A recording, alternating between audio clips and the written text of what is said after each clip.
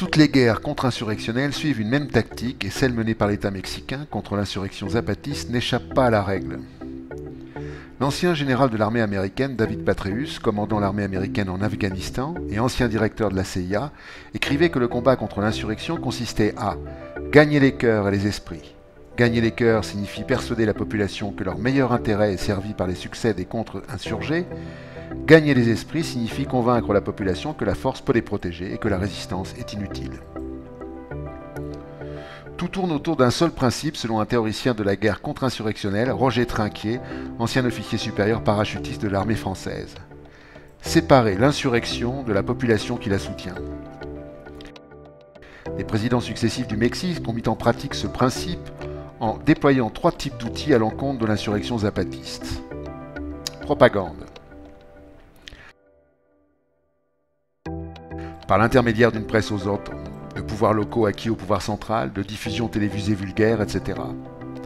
Par la mise en concurrence des organisations zapatistes dans le domaine de la santé et de l'éducation en construisant des hôpitaux et des écoles dans les zones ou proches des zones autonomes zapatistes afin de détourner les populations des infrastructures zapatistes. Corruption.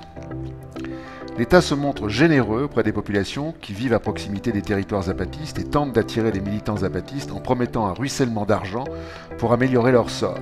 Le message sous-tendu par cette corruption pourrait être « Le zapatisme vous promet la sueur et les larmes, nous vous promettons le bonheur et la sécurité ». Exaction. Dans toutes les guerres contre-insurrectionnelles, le pouvoir crée des bandes armées qui sèment la terreur. La tactique consiste à terroriser les bases d'appui pour qu'elles se désolidarisent du mouvement insurrectionnel.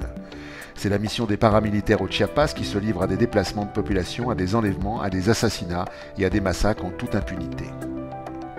Comment résistent les zapatistes ? Par l'idée centrale de l'expérience zapatiste, l'autonomie. Personne ne peut ni ne doit décider du sort des populations indigènes, sinon ces populations elles-mêmes. La puissance de cette idée fait que les populations zapatistes qui subissent la guerre contre-insurrectionnelle, qui en souffrent dans leur chair et dans leur cœur, poursuivent l'expérience sachant que tant qu'elles pourront décider de leur présent et de leur avenir, elles seront vivantes et pourront témoigner d'une possibilité de bonheur pour elles et les générations qui viendront.